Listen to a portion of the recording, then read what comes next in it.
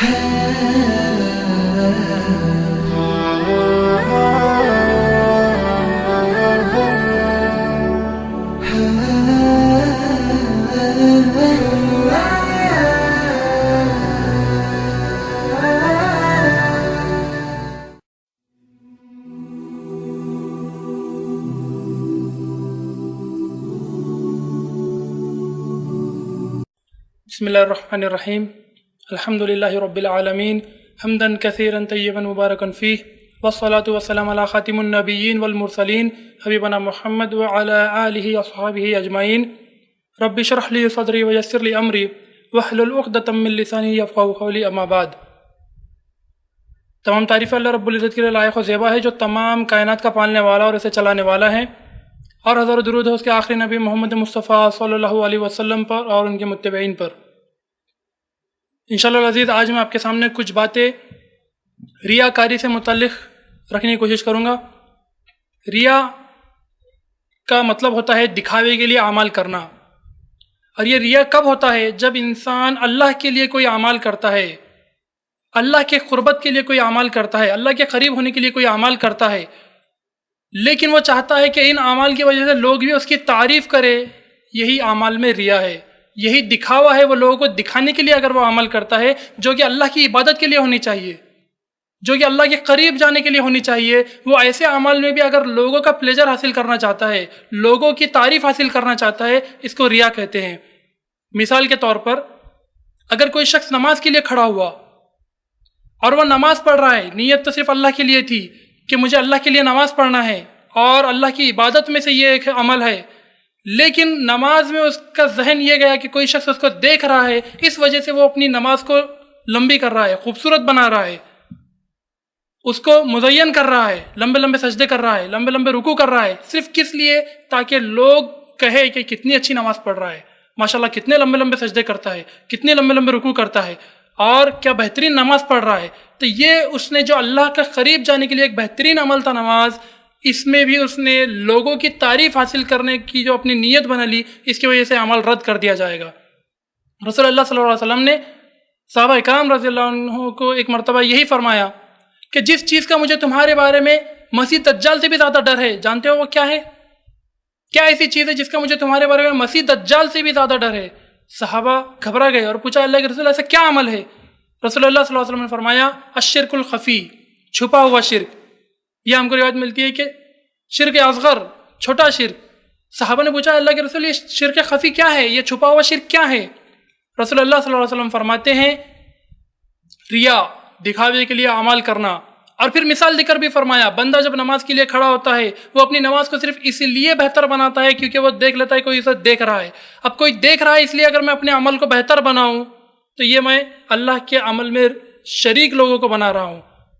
जो मेरा अमल सिर्फ अल्लाह के लिए होना चाहिए था, मैं उसमें दूसरों को शरीक बना रहा हूँ, और यह अमल रद्द कर दिया जाएगा। रिया के मुख्तलिफ अक़साम हो सकते हैं। एक तो ये कि बंदा सिर्फ और सिर्फ लोगों को दिखाने के लिए ही अमल करे, अल्लाह के लिए उसकी नीयत ही ना हो। एक तो ये हो सकता है कि वो नीयत तो अल्लाह के लिए थी, लेकिन जब अमल शुरू किया तो नीयत में फितूर आ गया, नीयत बिगड़ गई, और फिर उसकी नीयत यह हो गई कि मैं लोगों की तारीफ भी हासिल कर लूँ। ये भी रिया की एक किस्म है। अगर हम अल्लाह के लिए कोई अमल कर रहे हैं और उसमें हमको ऐसे वसवसे आए, वसवसे तो आएंगे, और वसवसे आना एक मोमिन होने की निशानी है कि ईमान कुछ बाकी है, इसीलिए तो शैतान वसवसे डाल रहा है। अगर वसवसे आए कि मैं लोगों को दिखाने के लिए अमल को बेहतर बना लूँ, हमको उसी वक्त अल्लाह की पनाह तलब करना चाहिए और अपनी नीयत को खालिस कर लेना चाहिए। अगर मैंने अपनी नीयत को खालिस नहीं किया और मैं उस वसवसे में और उसको मज़े लेने लगा और उस पर अमल करने लगा, तो मेरा वो अमल बर्बाद कर दिया जाएगा। अमल से पहले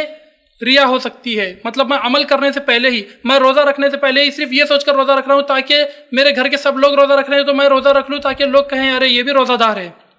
ये अमल से पहले रिया हो गई और फिर यह अमल रद्द कर दिया जाएगा। एक अमल के दौरान रिया हो सकती है कि मैंने कोई काम तो शुरू किया अल्लाह के लिए खालिस, लेकिन बाद में मैंने लोगों को दिखाने के लिए उसको बेहतर बना लिया, ये मेरा अमल रद्द कर दिया जाएगा। एक होती है अमल के बाद रिया, मतलब मैंने अमल तो पूरा कर लिया अल्लाह के लिए, खालिस मेरी नीयत थी, लेकिन जब मैं अमल कर चुका, मैंने सदका दिया और अल्लाह के लिए दिया, सदका देने के बाद कोई मेरी तारीफ़ कर रहा है मेरे पास आकर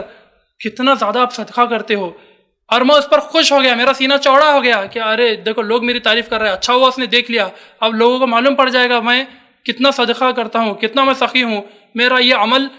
کمپلیٹ ہونے تک تو اللہ کے لیے تھا، لیکن اس کے بعد میں نے اس میں ریاکاری شامل کر کے اس عمل کو میرے برباد کر دیا۔ اگر کوئی شخص آرٹیکل لکھ رہا ہے، نیت یہ ہے کہ لوگ اس کو اسکالر کہے، لوگ اس کو عالم کہے، یہ عمل ریاکاری میں شامل ہوگا، یہ عمل برباد کر دیا جائے گا۔ اگر کوئی شخص درس و تدریس کر رہا ہے اور اس کی نیت یہ ہے کہ لوگ اس کی تعریف کریں، لوگوں میں وہ مقبول بن جائے، لوگوں میں مشہور بن جائے، یہ درس و تدریس کرنا، یہ اصلاح کا کام کرنا، اس کی کوئی کام نہیں آئے گا۔ اگر کوئی شخص نوبل پروفیشن مطلب دعوت کا کام کر رہا ہے، غیر مسلموں میں اسلام کی دعوت پیش کر رہا ہے، اتنا بہترین کام کر رہا ہے، لیکن نیت یہ ہے کہ لوگ مجھے داعی کہیں، میرا نام ہو، میں مشہور ہو جاؤں، کتنے لوگوں نے میرے ہاتھ پر اسلام قبول کیا، کتنے لوگوں کو میں نے اسلام کی دعوت پہنچائی، یہ دعوت کا کام کرنا بھی میرے پھر کچھ کام نہیں آنے والا۔ اگر میں داعی بننے کے بارے میں اگر سوچتا ہوں کہ مجھے دعوت کا کام کرنا ہے، اور میرے ذہن میں آتا ہے کہ ایک داعی ہونے کے لیے میرے پاس فل فلیش دعوت سینٹر ہونا چاہیے، ایک بہت اچھا دعوت سینٹر ہونا چاہیے، ویل فرنشڈ ہونا چاہیے، اسی طرح سوٹ بوٹ ہونا چاہیے، اسٹیج لیوشز ہونے چاہیے، بالکل بڑے بڑے اسٹیجز میرے لیے ہونے چاہیے، اور بہت بڑی بڑی گیدرنگز ہونی چاہیے تاکہ میں وہاں پر دعوت کا کام کر سکوں، تو یقیناً میں نے دعوت کے مقصد کو نہیں سمجھا۔ یہ سب چیزیں تو بہت اچھی ہے، اگر یہ مل جائے تو ہمارا ثواب بڑھ سکتا ہے کہ زیادہ سے زیادہ لوگوں میں اسلام کی دعوت پہنچا رہے ہیں، لیکن یہ کبھی شرط نہیں ہو سکتی دعوت کے لیے، کبھی یہ شرط نہیں ہو سکتی کہ یہ سب نہ ہوں گے تو میں دعوت کر ہی نہیں سکتا۔ میرا بالکل ہماری ایک ٹیم ہو، ہمارا بالکل ایک کامن یونیفارم ہو، اور ہم سب نکلے تو ایسے لگے کہ ہم پوری ایک داعی کی ٹیم جا رہی ہے، یہ چیزیں شرائط میں سے نہیں ہے دعوت کی۔ ہم دعوت کے مقصد کو سمجھے، اس کو ریاکاری شامل اس میں کر کے اس عظیم عمل کو بھی ہم برباد نہ کریں۔ ایک حدیث آپ کے سامنے رکھتا ہوں جو کہ ریاکاروں کا دل دہلا دینے کے لیے کافی ہے۔ رسول اللہ صلی اللہ علیہ وسلم فرماتے ہیں قیامت کے دن اللہ سب سے پہلے 3 لوگوں کو بلائے گا، 3 لوگوں کو سب سے پہلے بلائے گا، جس میں ایک ہوگا حافظ آف دا قرآن، جو قرآن کا حافظ رہے گا، ایک رہے گا شہید جو اللہ کی راہ میں لڑ کر شہید ہو گیا، اس نے اپنی جان تک قربان کر دی، اور ایک ہوگا سخی جس نے اللہ کی راہ میں بے حساب مال خرچ کیا۔ اللہ تینوں کو بلائے گا، اور یہ سب سے پہلے 3 لوگوں کے جن کا حساب لیا جائے گا۔ اللہ سبحانہ وتعالیٰ سوال کرے گا حافظ سے، تم نے کیا کام کیا میرے لیے، اے بندے تو نے کیا عمل کیا؟ اور وہ کہے گا اے اللہ میں نے تیرا علم سکھایا، تیرا علم سیکھا اور دوسروں کو سکھایا، بہت لوگوں کو میں نے قرآن کا علم سکھایا۔ اللہ کہے گا کذبتا، تو جھوٹ کہتا ہے، تو نے تو صرف اس لیے لوگوں کو علم سکھایا تاکہ لوگ تجھے قاری کہے، تاکہ لوگ تجھے حافظ کہے، تاکہ لوگ تجھے عالم کہے، اور دنیا میں تجھے جو چاہتا تھا وہ مل چکا، اب یہاں پر تیرا کوئی ٹھکانہ نہیں ہے، اس کو گھسیٹ کر جہنم میں ڈال دیا جائے گا۔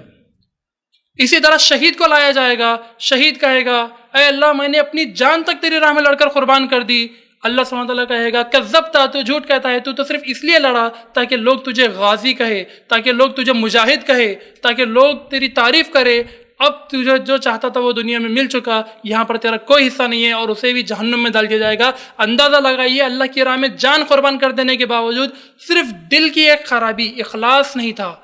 ریاکاری اس میں آ گئی، وہ عمل قبول نہیں ہو رہا ہے۔ اور سخی کا بھی یہی معاملہ ہوگا، وہ کہے گا اللہ میں نے بے حساب مال تیرے راہ میں خرچ کیا، اللہ کہے گا کذبتا، تو جھوٹ کہتا ہے، تو نے تو مال اس لیے خرچ کیا کہ لوگ تعریف کرے کتنا بڑا سخی ہے۔ آج ہم بھی تھوڑا اپنے اوپر نظر ڈالیں، کوئی غریب اگر ہم کو محتاج مسکین مل گیا، ہمارے جیب سے اگر 10 روپے بھی نہیں نکلتے، لیکن وہیں میں محفل میں کھڑا ہوں اور وہاں پر کوئی مانگنے کے لیے آ گیا اور میں 100 کا نوٹ نکال کر دے رہا ہوں تاکہ لوگوں کو پتہ چلے میں کتنا زیادہ سخی ہوں، کتنے بڑے بڑے صدقے کرتا ہوں، یہ عمل میرا قبول نہیں ہوگا، اور ایسے عمل کی اللہ کو ضرورت بھی نہیں ہے۔ قیامت کے دن جب یہ ریاکار اللہ کے سامنے آئیں گے تو اللہ سبحانہ تعالیٰ سے امید لگائے ہوں گے کہ اب ہم کو اپنے اعمال کا بدلہ ملے گا۔ ایسے موقع پر اندازہ لگائیے قیامت کے دن کون دوسرا ہم کو اجر دینے والا ہے؟ جنت اور ہم کو جس کی طلب ہے وہ تو صرف اللہ سے ہی ملنے والی ہے، اور اللہ کہہ دے گا کہ جاؤ ان لوگوں کے پاس جن کو دکھانے کے لیے تم اعمال کیا کرتے تھے، ان ریاکاروں سے کہہ دے گا اللہ سبحانہ تعالیٰ جن کو دکھانے کے لیے تم عمل کرتے تھے، جن کو میرا شریک بناتے تھے عمل میں، اب ان سے جا کر پوچھو کوئی بدلہ ملتا ہے کیا؟ تو میں اپنے عمل کو دکھاوے کا ذریعہ نہ بناؤں، لوگ مجھے جنت نہیں دینے والے ہیں، مجھے اللہ سبحانہ تعالیٰ جنت دینے والا ہے، اور میں خالص اعمال اللہ کے لیے کروں تاکہ میرے اعمال قبول ہوں۔ ایک دعا ہے جسے رکھ کر میں اپنی بات کو مکمل کرتا ہوں. اللہم انی اعوذ بک ان اشرک بک وانا عالم واستغفرک لما لا عالم. کہ اے اللہ میں تیری پناہ طلب کرتا ہوں جان بوجھ کر شرک کرنے سے. یعنی اے اللہ میں تیری پناہ طلب کرتا ہوں جان بوجھ کر میں شرک کبھی نہ کروں، اور میں استغفار کرتا ہوں، میں توبہ کرتا ہوں اگر لا علمی میں مجھ سے کوئی شرک ہو گیا. تو یہ شرک خفی سے بھی ہمیں بچنا چاہیے، کیونکہ رسول اللہ صلی اللہ علیہ وسلم نے اس کے ہی بارے میں وارننگ دی ہے کہ میری امت کے بارے میں جس چیز کا سب سے بڑا ڈر ہے وہ شرک خفی ہے، چھپا ہوا شرک. اللہ سبحانہ تعالیٰ سے دعا ہے کہ وہ ہمارے اعمال میں اخلاص پیدا کر دے. جو بھی کام ہم اللہ کے لیے کر رہے ہیں، چاہے وہ اصلاح کا ہو، چاہے وہ دعوت کا ہو، چاہے وہ ہمارے اعمال ہو، اس کو ہم اخلاص کے ساتھ کریں، تاکہ قیامت کے دن جب مال و دولت کچھ کام نہیں آنے والا، اس وقت یہ اعمال ہمارے نجات کا ذریعہ بنے.